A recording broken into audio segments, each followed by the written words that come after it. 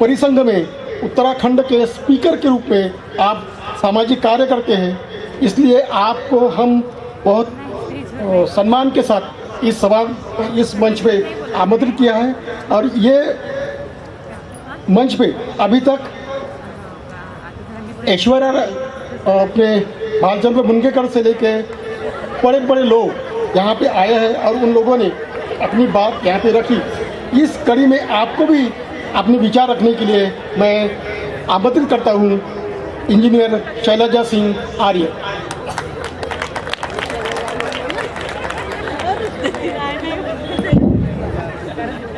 बहुत बहुत धन्यवाद।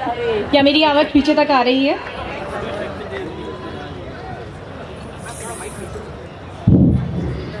बेहद खुशी हुई महाराष्ट्र में आकर। आज आपने अपने राज्य के नाम को साक्षर साबित कर दिया, महाराष्ट्र। यानी कि जहां ऐसे सम्मेलन में इतनी भीड़ देखी जा रही है, तो बेशक ये एक बड़ा अच्छा उदाहरण है कि महाराष्ट्र की जनता भी उतनी ही जागरूक है। आज इस कार्यक्रम में उपस्थित सभी जनमानस को मेरा सादर जय भीम, नमो बुद्धाय, जय ज्योति, जय भीम। सबसे पहले मैं अपने परम पूज्य श्री भगवान सिंह टमटा जी को याद करते हुए आप सभी को बता देना चाहती हूँ कि उन्हीं के ही माध्यम से मैं इन सामाजिक कार्यों में जुड़ी हूँ। इसके बाद डॉक्टर उदित राज जी, डॉक्टर ओम सुधा जी, इनके सानिध्य में काम करते करते आज आप सभी के बीच में आने का अवसर मिला। जैसा कि सर मेरे बारे में बता चुके हैं, तो मुझे लगता नहीं कि आगे और कुछ बताना चाहिए। समय बहुत कम है, तो हम कुछ मुद्दों की बातों पर चर्चा करेंगे। जैसा कि प्रोफेसर अंकुश जी से मेरी लगातार बात हो रही थी और उन्होंने एक चर्चा का विषय मुझे दिया कि राष्ट्रवाद और भारत का संविधान। तो आज इस पर आपके साथ एक चर्चा करना चाहेंगे। वर्तमान स्थिति 2023, रूलिंग पार्टी और राष्ट्रवाद। सबसे पहले ले चलते हैं आपको भारतीय संविधान, जिसके निर्माता हमारे डॉक्टर भीमराव अंबेडकर, जिन्होंने विश्व का सबसे लंबा लिखित संविधान लिखा है। तो मैं चाहती हूं कि पहले बाबा साहब को नमन करते हुए जोरदार तालियों के साथ इस विषय पर चर्चा की जाएगी। यूं तो संविधान के प्रियम्बल में बहुत सारी बातें कही हैं और वो ड्राफ्टिंग कमेटी के हर एक सदस्य के प्राण और हृदय की सांसें उसमें बसती हैं, लेकिन उसमें से एक शब्द मैं लेना चाहूंगी, धर्मनिरपेक्ष। एक शब्द आता है धर्मनिरपेक्ष, जिसका अर्थ था कि भारत एक ऐसी धरती होगी जिसमें किसी एक धर्म को विशेष महानतम वैल्यू नहीं दी जाएगी, यानी कि सर्वधर्म समान। लेकिन आजकल बड़े जोरों शोरों से नारे लग रहे हैं हिंदू राष्ट्र। क्या ये हिंदू राष्ट्र संविधान के उस धर्मनिरपेक्ष को साबित कर पा रहा है? ले चलते हैं अब आपको हिंदू राष्ट्र की ओर। हिंदू राष्ट्र अर्थात जहां पर हिंदुओं का आधिपत्य ज्यादा होता है, अर्थात अन्य जितने भी धर्म हैं वो कहीं ना कहीं बाय डिफॉल्ट कम हो जाते हैं। ये वही हिंदू राष्ट्र है जो उत्तर वैदिक काल में वर्ण व्यवस्था लेकर आया था। ये वही हिंदू राष्ट्र है जहां पर महिलाओं को जबरन सती करवाया जाता था। ये वही हिंदू राष्ट्र है जिसकी चर्चा अभी थोड़ी देर पहले एक नाटक के माध्यम से महिलाओं की शिक्षा के ऊपर एक बड़ा प्रश्न चिन्ह उठाती थी। तो क्या वाकई ये विज्ञानवाद का सही वेलकम है कि हम इसे हिंदू राष्ट्र में अब कन्वर्ट कर दें? रूलिंग पार्टी लगातार इस बात को कही जा रही है कि हिंदू राष्ट्र होना चाहिए। तो क्या आप लोग बताइए कि हिंदू राष्ट्र आपको इस बात की आजादी देता है कि आपको कौन सा रंग पहनना है? हिंदू राष्ट्र वह धर्म है जो आपको बताता है कि लाल शुभ रंग है और काला अशुभ रंग है। आप लोग महिलाएं मानती हैं इस बात को? आप लोग नहीं मानती हैं क्योंकि आप अंबेडकर विचारधारा की महिलाएं हैं। लेकिन हिंदू धर्म की महिलाएं इस बात को अवश्य मानती हैं कि लाल शुभ रंग है, जबकि सफेद और काला अशुभ रंग है। तो जिस धर्म में इतनी सारी कुरीतियां हो, जिस धर्म में पग पग पर महिलाओं के लिए चुनौतियां हो, जिस धर्म में आपको उच्च वर्ग और निम्न वर्ग में बांट दिया जाए, ऐसा धर्म ना हो, इसलिए बाबा साहब ने कहा था धर्मनिरपेक्ष भारत। लेकिन तत्कालीन सरकार इस बात का सिर्फ खिल्ली उड़ा रही है और मजाक उड़ा रही है। और यही सब इसलिए भी हो रहा है कि जो हमारी अपकमिंग जनरेशन है उन तक हम प्रॉपर मैसेज को नहीं पहुंचा पा रहे। जैसे मैं यहाँ पर आई तो मुझे बेहद खुशी हुई, दिल से खुशी हुई कि बच्चा बच्चा जानता है सावित्रीबाई कौन है, ज्योतिबा फूले कौन है, अंबेडकर कौन है। लेकिन मैं अन्य राज्यों में भी गई हूँ, वहाँ इतनी जागरूकता मुझे बच्चों में नहीं दिखी। अभी थोड़ी देर पहले लंच के समय पर चर्चा भी हो रही थी। इसका कुछ एक कारण शिक्षण संस्थान भी है। शिक्षण संस्थानों में बचपन से अंबेडकर जयंती को बड़े धूमधाम से मनाते आए हैं। आप लोग भी बेशक सहमत होंगे इस बात से। लेकिन वहीं अगर हम बात करते हैं ज्योतिबा फूले जयंती, सावित्रीबाई फूले जयंती या बात करते अपने अंबेडकर जयंती की, तो शायद है कि इतना सम्मान नहीं दिया जाता।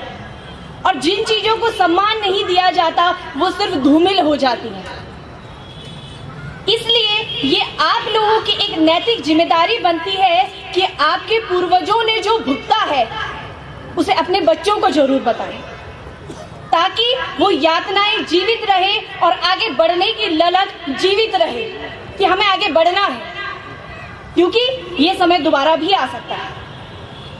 कुछ मुद्दे हैं, जैसे कि अभी आजकल एक मुद्दा चल रहा है कि मुगलों का जो एनसीईआरटी में सिलेबस था उसे हटा दिया जाए।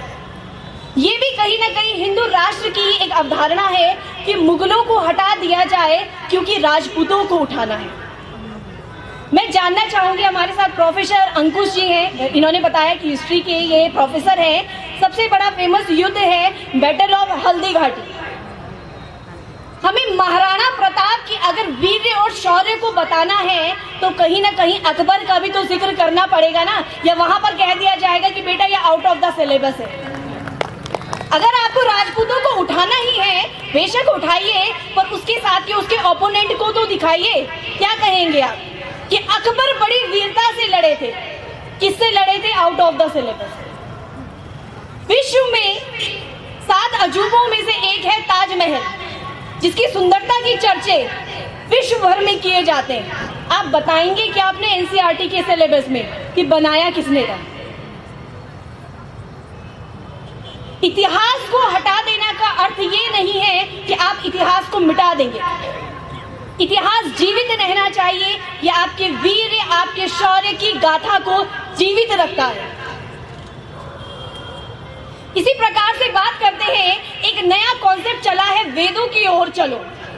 वैदिक शिक्षा को दोबारा से लाया जाए। अरे आप किस वैदिक शिक्षा की बात कर रहे हैं? उसी वैदिक शिक्षा की जिस जमाने में गले में हांडी और पीछे झाड़ू होता था, जिस वैदिक शिक्षा में बताया जाता था कि ब्राह्मण सिर से और शूद्र पैरों से जन्मे। क्या उसी वैदिक शिक्षा की बात हो रही है? ये सारे विचारण या प्रश्न हैं जो हमारे अंदर चलते रहने चाहिए और समय आने पर इनका जवाब भी देना जरूरी है।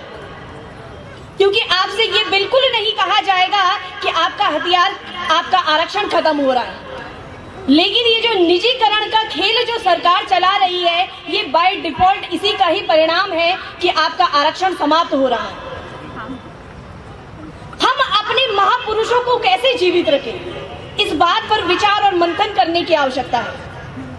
हम अपने महापुरुषों को ऐसे जीवित कर सकते हैं कि जितनी भीड़ यहाँ पर है, इससे 100 गुना ज्यादा भीड़ दिल्ली के संसद भवन में इकट्ठा हो जाए और हल्ला बोल कर दे कि हमारे भी जितने भी महापुरुष हैं उनकी जयंती धूमधाम से शिक्षण संस्थानों में मनाई जाए।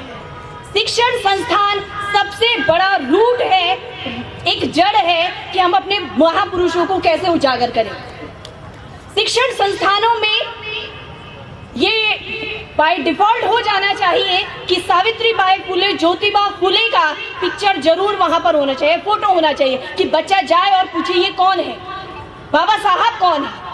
अगर हम उन्हें बताएंगे नहीं तो वो ऐसी इच्छा भी जाहिर नहीं करेंगे। हम बाबा साहब के योगदानों के बड़े गुणगान करते हैं। क्या इतना काफी है कि हमारे बाबा साहब सिर्फ इस फ्लैक्स तक सीमित है? हमारे बाबा साहब ने विश्व का सबसे बड़ा लिखित संविधान दिया है, भारत की जो नींव है उसी संविधान पर टिकी हुई है, तो एक मुहिम हमने छेड़ी है कि जो नया संसद भवन सेंट्रल विस्टा प्रोजेक्ट बन रहा है उसमें नाम अगर होना चाहिए तो हमारे बाबा साहब का नाम होना चाहिए। और मैं चाहती हूँ कि इस पर आप लोग भी अपनी सहमति दर्ज करें। और सहमति सिर्फ यहाँ बैठने से दर्ज नहीं हो जाती, इस सहमति को दर्ज कराने के लिए और अपने इस दृढ़ निश्चय को पूरा करने के लिए आपको चलना होगा और दिल्ली में हल्ला बोल करना होगा कि नई संसद भवन तो बन चुकी है, लेकिन अगर नाम होगा तो सिर्फ और सिर्फ बाबा साहब भीमराव अंबेडकर का नाम होगा। इसके अतिरिक्त कोई भी नाम हमारे भारतीय संविधान के संसद भवन को सुशोभित नहीं करता है। यूं तो रूलिंग पार्टी हर चीजों के नाम बदले जा रही है, जिस प्रकार आपने देखा होगा कि राजीव गांधी खेल रत्न पुरस्कार से हो चुका है मेजर ध्यानचंद पुरस्कार, और हम समर्थन भी करते हैं क्योंकि जो योगदान मेजर ध्यानचंद का है वो शायद राजीव गांधी का नहीं है। इसी प्रकार भारत के संविधान निर्माण में, भारत के संसद भवन के निर्माण में जो भूमिका डॉक्टर भीमराव अंबेडकर की है वो ना सावरकर की है, ना गोलवलकर की है, ना अन्य किसी व्यक्ति की है। तो आप लोगों से भी अपेक्षा की जाती है, ये विश्वास दिलाया जाता है कि अगर इस लड़ाई को सब मिलकर लड़ेंगे तो एक व्यक्ति ने हमारे समाज के लिए आवाज उठाई थी, तो ये हमारे लिए एक छोटी सी ट्रिब्यूट, नाखून बराबर की ट्रिब्यूट होगी अपने बाबा साहब के लिए कि भारत की संसद भवन पर नाम चमकता दिखेगा आपको कि डॉक्टर भीमराव अंबेडकर संसद भवन। बच्चे लालायत होंगे इस बात को जानने के लिए कि भारतीय संविधान के संसद भवन का नाम जब ये है तो ये व्यक्ति कौन है। एकमात्र यही तरीका है कि हम अपने महापुरुषों को कैसे जीवित रख सकते हैं। तो इन्हीं सब आइडियाज के साथ, कॉन्सेप्ट्स के साथ आप लोगों से भी यही उम्मीद की जाती है कि आप लोग आइए और जुड़िए इस मुहिम के साथ कि नई संसद भवन का नाम होगा तो डॉक्टर भीमराव अंबेडकर के नाम। धन्यवाद। जय भीम, नमो बुद्धाय।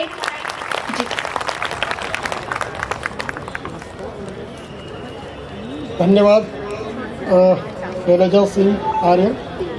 आपके भाषण के ऊपर कोई टिप्पणी नहीं करूँगा, इसलिए कि मुझे अभी ओम सुधा सर को बुलाना है और सुधा सर गए 15 साल से अपने सामाजिक